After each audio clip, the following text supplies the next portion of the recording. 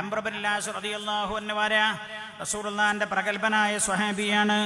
അംർ ഇബ്നുൽ as റളിയല്ലാഹു അൻഹു വഹുവ ഫീ സിയാഖത്തിൽ മൗതി. മഹാനവറുകൾ മരണാസന്നനായി ഇങ്ങനെ കിടക്കുകയാണ്.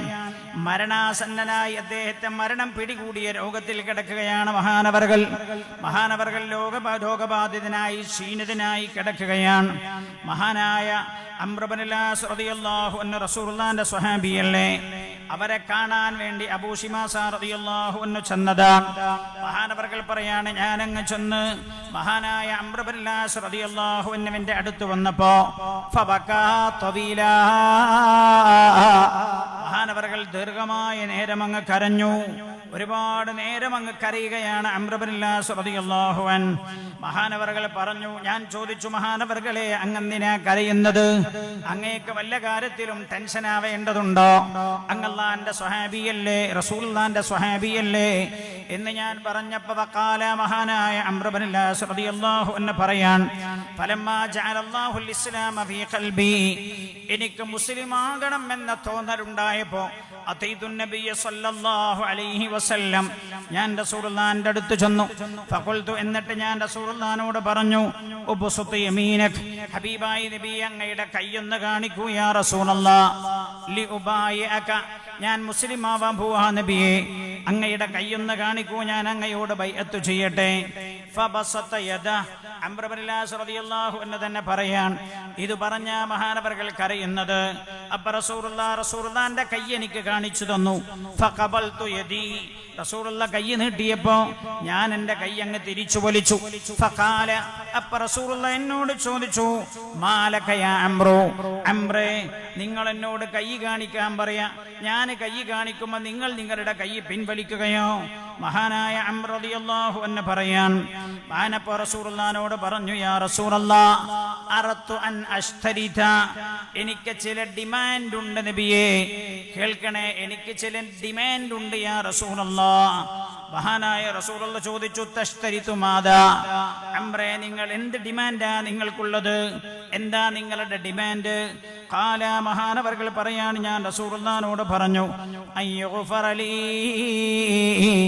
അഷ്ഹദു അല്ലാ ഇലാഹ ഇല്ലല്ലാഹ് വ അന്നക റസൂലുള്ളാഹ് എന്ന പരിശുദ്ധമായ കലിമത്തു ഷഹാദ ഞാൻ ഉച്ചരിച്ചു മുസ്ലിമാകുന്നതോടുകൂടെ അയ്യുഗ്ഫറ ലീ, ഞാൻ ചെയ്തു പോയ എല്ലാ തെറ്റുകളും, ജാഹിലിയത്തിൽ ഞാൻ ജനിച്ച അന്ന് മുതൽ ഇന്ന് വരെ എന്നിൽ നിന്ന് വന്നുപോയ എല്ലാ തെറ്റുകളും അല്ലാഹു പുറത്തു തന്നെ ശുദ്ധിയാക്കണം. ഇതാണ് എൻ്റെ ഡിമാൻഡ് യാ റസൂലല്ലാഹ്. മഹാനായ അംർ ഇബ്നുൽ ആസ് റളിയല്ലാഹു അൻഹു അബൂ ശിമാസ തങ്ങളോട് പറയാണ്, അബൂ ശിമാസ തങ്ങളെ, ഞാൻ അത് അല്ലാഹുവിന്റെ ഹബീബിനോട് പറഞ്ഞപ്പോൾ റസൂലുള്ളാഹി എന്നോട് ചോദിച്ചു, അമാ അലിംത യാ അംറു, അംറേ നിങ്ങൾക്ക് അറിയില്ലേ, അന്നൽ ഇസ്ലാമ യഹ്ദിമു മാ കാന ഖബല, ഒരാൾ ലാ ഇലാഹ ഇല്ലല്ലാഹ് മുഹമ്മദുർ റസൂലുള്ളാഹ് എന്ന കലിമത്തിൽ വിശ്വസിച്ച് മുസ്ലിമാകുന്നതോടുകൂടെ അതിന് മുമ്പ് അയാൾ ചെയ്തു പോയ എല്ലാ ദോഷവും അല്ലാഹു പുറത്തു തരും, ശുദ്ധിയാക്കി തരും എന്ന കാര്യം നിങ്ങൾക്കറിയൂലേ അംറേ? വഅന്നൽ ഹിജ്റത യഹ്ദിമു മാ കാന ഖബല, ഒരാൾ അല്ലാഹുവിന് വേണ്ടി സ്വന്തം നാടും വീടും വിട്ട് പലായനം ചെയ്യേണ്ട സാഹചര്യം ഉണ്ടായാൽ ആ ഹിജ്റയോടുകൂടെ അതിന് മുമ്പ് ചെയ്തു പോയ എല്ലാ ദോഷങ്ങളും അല്ലാഹു പുറത്തു തന്ന് ശുദ്ധിയാക്കി തരും എന്ന കാര്യം നിങ്ങൾക്കറിയൂലേ അംറേ? ഇനി കേൾക്കണേ, വഅന്നൽ ഹജ്ജ യഹ്ദിമു മാ കാന ഖബല, ഒരാൾ ഹജ്ജ് ചെയ്യുന്നതോടുകൂടെ ഹജ്ജിന് മുമ്പുള്ള എല്ലാ പാപങ്ങളും അല്ലാഹു പുറത്ത് കഴുകി ശുദ്ധിയാക്കി സംശുദ്ധനാക്കി അല്ലാഹു മാറ്റിത്തരും എന്ന കാര്യം നിങ്ങൾക്കറിയൂലേ അംറേ എന്ന മഹാനായ നബിയുനാ മുഹമ്മദ് മുസ്തഫ സല്ലല്ലാഹു അലൈഹി വസല്ലം തങ്ങൾ എന്നോട് ചോദിച്ചുവെന്ന് മഹാനായ അംർ ഇബ്നുൽ ആസ് റളിയല്ലാഹു അൻഹു. നിങ്ങൾ ശ്രദ്ധിച്ചു നോക്കി, ഇവിടെ ഒരാൾ അശ്ഹദു അല്ലാ ഇലാഹ ഇല്ലല്ലാഹ് വ അശ്ഹദു അന്ന മുഹമ്മദുർ റസൂലുള്ളാഹ് എന്ന ഷഹാദത്ത് ചൊല്ലി മുസ്ലിമാകുമ്പോൾ ഒരാൾ എങ്ങനെ ശുദ്ധനാകുന്നു, അതേപോലെ ശുദ്ധനാകുന്നുണ്ട് ഒരാൾ ഹജ്ജ് ചെയ്യുമ്പോഴെന്നാണ് പുണ്യനബി സല്ലല്ലാഹു അലൈഹി വസല്ലം തങ്ങൾ സ്വഹാബികളെ പഠിപ്പിക്കുന്നത്. നോക്കൂ നിങ്ങൾ, ഈ പ്രക്രിയകളെല്ലാം നമ്മളെ ശുദ്ധീകരിക്കാനാണ്. അതല്ലേ അല്ലാഹു തആല പരിശുദ്ധ റമദാനെ കുറിച്ച് പറഞ്ഞെടുത്തും അല്ലാഹു പറഞ്ഞതങ്ങനെ തന്നെയല്ലേ? കേൾക്കണേ, നിങ്ങൾ എന്തിനാണ് റമദാൻ? സ്വഹാബികളുടെ ചോദ്യം, റമദാൻ എന്തിനാ എങ്ങനെയാണ് അല്ലാഹു റമദാൻ നമുക്ക് സംവിധാനിച്ചത്? പുണ്യനബിയുടെ മറുപടി എന്താണെന്നറിയോ? അർമദല്ലാഹു ഫീഹി ദുനൂബ ഇബാദിഹിൽ മുഅ്മിനീൻ. മുഅ്മിനീങ്ങളായ ആളുകളുടെ പാപങ്ങൾ അല്ലാഹു തആല പുറത്തു കൊടുക്കാനാ റമദാൻ സംവിധാനിച്ചത് എന്ന് നബിയുനാ മുഹമ്മദ് മുസ്തഫ സല്ലല്ലാഹു അലൈഹി വസല്ലം. നോക്കൂ നിങ്ങൾ, റമദാൻ എന്ന പേര് പോലും അതല്ലേ സൂചിപ്പിക്കുന്നത്? നിസ്കാരത്തിന് സ്വലാത്ത് എന്നാണ് അറബിയിൽ പറയാ. സ്വലാത്ത് എന്ന പേരിൽ ദോഷം പുറത്തു തരും എന്ന് അല്ലാഹു സൂചിപ്പിച്ചിട്ടില്ല. ഹജ്ജിനെ ഹജ്ജ് എന്നാണല്ലോ പറയാ.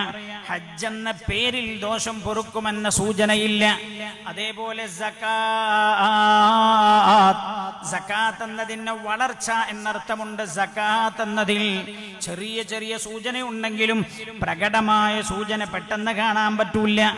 എന്നാൽ ഒരു മാസക്കാലം നീണ്ടു നിൽക്കുന്ന വ്രതാനുഷ്ഠാനമുള്ള ഈ നോമ്പിന്റെ ഈ പരിശുദ്ധമായ മാസത്തിന് റമദാൻ എന്നാണ് പേര് വെച്ചത്. ആര് വെച്ചതാ? സമസ്തയുടെ ആലിമീങ്ങളെല്ലാവരും കൂടെ കൂടിയിരുന്നിട്ട് ഹിജ്റ കലണ്ടറിൽ 9ാമത്തെ മാസത്തിന്റെ പേര് റമദാൻ ആയിക്കോട്ടെ എന്ന് തീരുമാനിച്ചതല്ല. രാജാതിരാജനായ അല്ലാഹു വെച്ച പേരാണ്. എന്റെ പ്രിയമുള്ളവരെ, മഹാനായ നബി സല്ലല്ലാഹു അലൈഹി വസല്ലമ തങ്ങൾ പൂജാതരായ മാസമല്ലേ റബീഉൽ അവ്വൽ. ആ പേര് ഖുർആനിലില്ല. റബീഉൽ ആഖിർ ഖുർആനിലില്ല. ഖദ് ഖുൽത ബിൽ ഇദ്നി മിൻ മൗലാക മുഅ്തമിറാ ഖദമി അലാ റഖബാ തിൽ ഔലിയാഇ തുറാ. ഔലിയാക്കളുടെ സമുന്നത നേതാവായ മഹാനായ ശൈഖ് അബ്ദുൽ ഖാദിർ ജീലാനി ഖദ്ദസല്ലാഹു സിർറഹുൽ അസീസിന്റെ അനുസ്മരണം നടക്കുന്ന റബീഉൽ ആഖിർ എന്ന മാസത്തിലെ പേര് ഖുർആനിൽ അല്ലാഹു ഇട്ട പേരല്ല.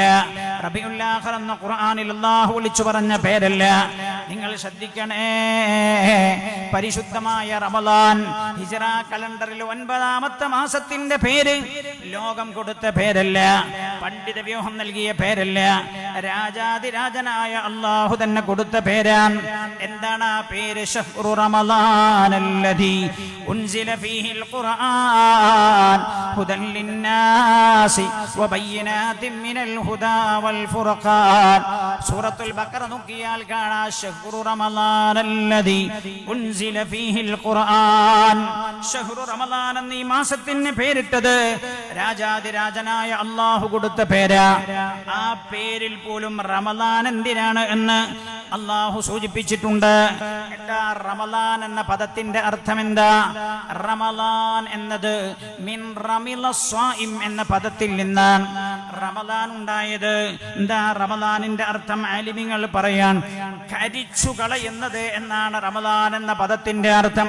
കരിച്ചുകളയാന്ന് പറഞ്ഞാൽ റമദാനിന് മുമ്പ് 11 മാസവും നമ്മളിൽ നിന്ന് വന്നുപോയ എല്ലാ പാപങ്ങളെയും റമദാൻ കരിച്ചുകളയാൻ സഹായിക്കുമെന്ന് രാജാതിരാജനായ അല്ലാഹു വിളിച്ചു പറയാ. പ്രിയമുള്ളവരെ, റമദാനിന്റെ ആദ്യമായതുകൊണ്ട് ഞാൻ ആലോചിച്ചു എന്ത് വിഷയം പറയണമെന്ന് കുറെ ഞാൻ ചിന്തിച്ചിട്ടുണ്ടായിരുന്നു. എനിക്ക് തോന്നി റമദാനിന്റെ ആദ്യ ദിനരാത്രങ്ങളല്ലേ, മുഅ്മിനീങ്ങളെ ഒന്ന് ഓർമ്മപ്പെടുത്തൽ നിന്നാകുമെന്ന്. റമദാൻ എന്ന വിഷയം നമ്മൾ പലപ്പോഴും പല സ്ഥലത്തു നിന്നും കേൾക്കാറുണ്ടാകും. എന്നാലും ഫദക്കിരി ഇന്ന ഫഅതിദ് ദിക്റാ, ഓർമ്മപ്പെടുത്തുന്നത് ഉപകാരപ്പെടുന്ന സമയം അതിന് വിനിയോഗിക്കണമെന്ന് ഖുർആൻ തന്നെ പറഞ്ഞിട്ടുണ്ടല്ലോ. ഫഇന്ന ദിക്റാ തൻഫഉൽ മുഅ്മിനീൻ, ഓർമ്മപ്പെടുത്തുന്നത് മുഅ്മിനീങ്ങൾക്ക് സഹായകമായി മാറുമെന്ന് വിശുദ്ധ ഖുർആൻ പറഞ്ഞിട്ടുണ്ടല്ലോ. അതുകൊണ്ട് ഞാനൊന്നിങ്ങനെ ടച്ച് ചെയ്ത് കടന്നു പോകും. റമദാൻ എന്തിനാണെന്നറിയോ? സ്വഹാബികളോട് റസൂലുള്ള പറഞ്ഞത് മുഅ്മിനീങ്ങളുടെ ദോഷം പുറത്തു കൊടുക്കാനാണ്. അത് തന്നെയല്ലേ ഈ പദത്തിലും അല്ലാഹു സൂചിപ്പിച്ചത്.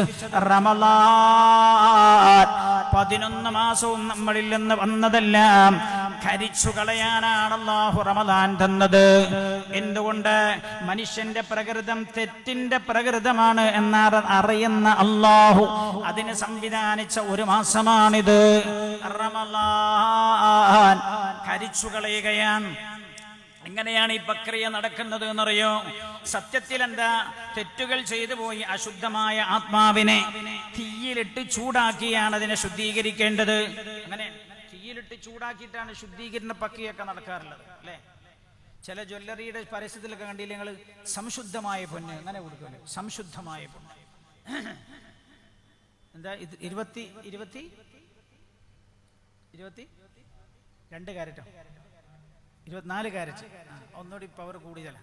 എന്നോടിപ്പോൾ പറഞ്ഞു സ്വർണത്തിന് വല്ലാതെ വില കൂടിയ പുസ്തകത്തെ വില കുറഞ്ഞു കിട്ടാനുള്ള ജ്വല്ലറി ഉണ്ട്, കുട്ടികളെ കല്യാണമൊക്കെ ഉണ്ടെങ്കിൽ പറഞ്ഞോളി എന്നാണ്. അപ്പോൾ ഞാൻ ചോദിച്ചെന്താ, എന്നോട് 80,000-നൊക്കെ ഒരു പവൻ കിട്ടും. അപ്പോൾ ഞാൻ ചോദിച്ചാൽ എന്ത് തട്ടിപ്പാണെന്ന് ചോദിച്ചു.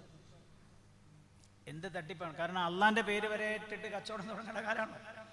അപ്പം എന്നോട് ഞാൻ തട്ടിപ്പല്ല, ക്യാരറ്റ് കുറവുണ്ടാവുന്നതാണ്, ശുദ്ധതക്ക് കുറവുണ്ടാവുന്ന പറഞ്ഞത്. സംശുദ്ധമാവൂല, ചെമ്പ് കുറച്ച് കൂടും. സാധാരണ പഴയ കാലത്ത് പെണ്ണുങ്ങൾ ചെയ്യാറുണ്ട്, ഈ പുതിയാപ്പിളാർക്ക് എത്ര സ്നേഹമുണ്ടെന്നൊക്കെ അറിയാനും കൂടി ഒരു ചെയ്യണതാ. ഈ കുറച്ച കാലൊക്കെ ഉപയോഗിച്ച പൊന്നാണ് പിയാപ്പിളുടെ കൈ കൊടുത്തിട്ട് പറയും ഇതൊന്ന് കൊണ്ടുപോയിട്ടൊന്ന് നിറം വെപ്പിച്ച് കൊണ്ടിരുന്നാണ്. ഔദാജി ചിരിക്കുന്നുണ്ട്. ഔദാജിനൊക്കെ ചിലപ്പോൾ അങ്ങനെ പറഞ്ഞിട്ടുണ്ടാവും. ഇതൊന്ന് നിറം വെപ്പിച്ച് കൊണ്ടിരിന്ന് പറഞ്ഞാൽ നമ്മളത് കൊണ്ടുപോയി തട്ടാന്റെ കൈ കൊടുത്താൽ തട്ടാൻ അത് ചെയ്യുന്ന അറിയോ, തിളച്ചു മറയുന്ന ലായനിയിലേക്കൊന്ന് മുക്കുക ചെയ്യാം. ആ മുക്കിയെടുത്താൽ അതിൽ ആദ്യത്തെ ചളിയും ചേർക്കൊന്ന് പോയിട്ട് ഒന്ന് നിറം വെക്കുക.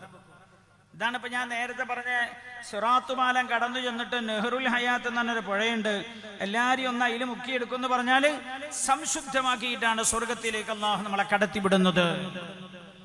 അപ്പോ ചൂട് പിടിപ്പിക്കാന്നുള്ളതാണ് ശുദ്ധി വരുത്താനുള്ള ഒരു പ്രക്രിയ. ഭൂമിയിലും അങ്ങനെ തന്നെയാണ്. ഇനിയിപ്പോ ഈ സ്വർണത്തിൽ നിന്ന് ചെമ്പ് പൂർണ്ണമായും മാറ്റി സ്വർണ്ണ ശുദ്ധീകരിക്കണമെങ്കിൽ പിന്നെ ഈ സ്വർണത്തെ ഉരുക്കുകയാണ് ചെയ്യുക. 1200-ഓളം പവൻ സ്വർണം എന്റെ മട്ടന്നൂർ മഹലിലെ ഉമ്മമാരെ പള്ളിക്ക് തന്നപ്പോ അത് ഉരുക്കുന്ന പ്രക്രിയയിൽ അത് കാണാൻ വേണ്ടി ഞാൻ പോയിട്ടുണ്ടായി. എന്നെ കൂട്ടി പോലെ എന്നോട് പറഞ്ഞു നിങ്ങളും പോരീൻ. ഞാൻ പോയി ഇങ്ങനെ കാണാൻ.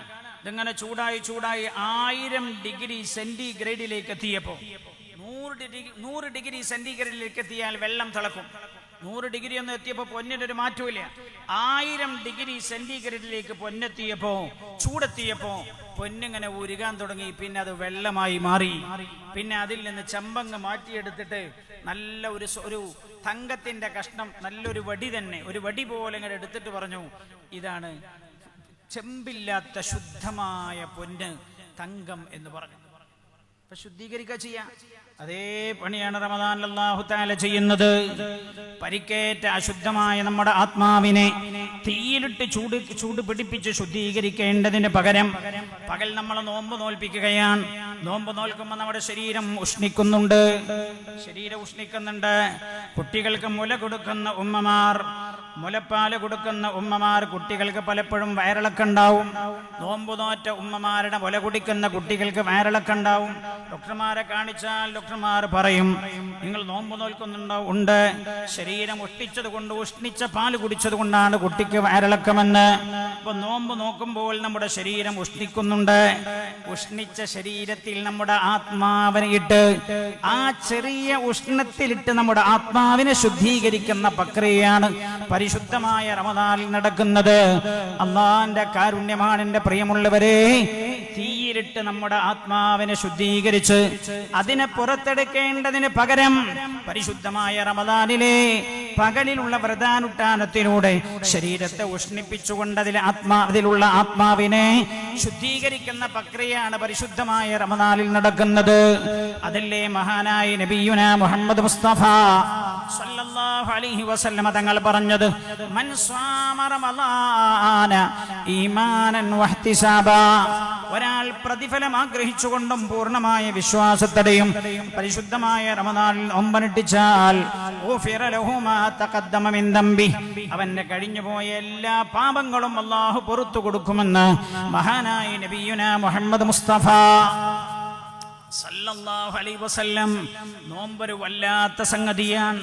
ഞാൻ ഓർമ്മപ്പെടുത്തുന്നു, നോമ്പിന്റെ ഗൗരവം നമ്മൾ മറന്നു പോകരുത്. നോമ്പിന്റെ ഗൗരവം മറന്നു പോകരുത്. പരിശുദ്ധ റമദാൻ നമ്മളെ ശുദ്ധീകരിക്കുന്നതിൽ അതിപ്രാധാന്യമേറിയ പ്രക്രിയയാണ്. എങ്ങനെങ്കിലും നോമ്പ് നോറ്റാൽ ഇത് കിട്ടൂല.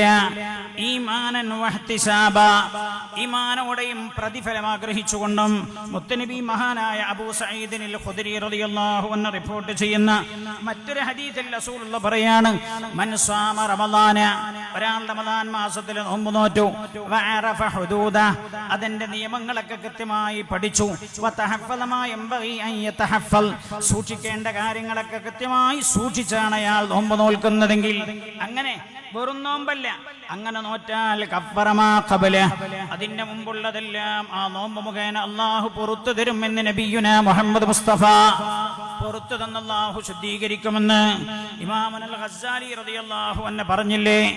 നോമ്പ് 3 രീതിയിലാണ്. ഒന്ന് സാധാരണക്കാരുടെ നോമ്പ്, അത്തായത്തിന് എഴുന്നേൽക്കും, അത്തായം കഴിക്കും, നിയ്യത്ത് ചെയ്യും, നോമ്പ് നോറ്റവരാണവർ. വൈകുന്നേരം വരെ പട്ടിണി കിടക്കും, കണ്ണിന് നോമ്പില്ല, കാതിന് നോമ്പില്ല, നാവിന് നോമ്പില്ല, കൈകാലുകൾക്ക് നോമ്പില്ല, മനസ്സിന് നോമ്പില്ല. മഹാനവറുകൾ പറയാണ്, ഇങ്ങനെയുള്ള നോമ്പല്ലാഹ്ക്ക് ആവശ്യമില്ല. ഈ നോമ്പിനെ കുറിച്ച് റസൂലുള്ളാഹി പറഞ്ഞത്, കം മിൻ സായിമിൻ ലൈസ ലഹു മിൻ സിയാമിഹി ഇല്ലൽ ജൂഉ വല്ലതശ്, അങ്ങനെയുള്ള നോമ്പുകാർക്ക് അവരുടെ ദാഹവും വിശപ്പും മാത്രമേ ബാക്കിയാകുന്നുള്ളൂ എന്ന് മഹാനായ നബിയുനാ റസൂലുള്ളാഹി ഇമാമുൽ ഗസ്സാലി തങ്ങൾ പറയാൻ. രണ്ടാമതൊരു ഗണമുണ്ട് നോമ്പിന്.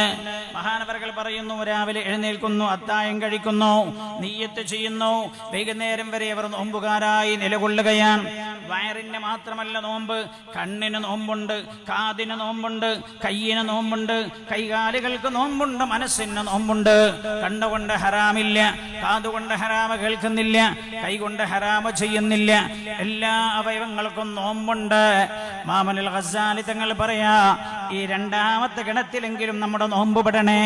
മൂന്നാമതൊരു നോമ്പുണ്ട്. എന്താണ് നോമ്പ്?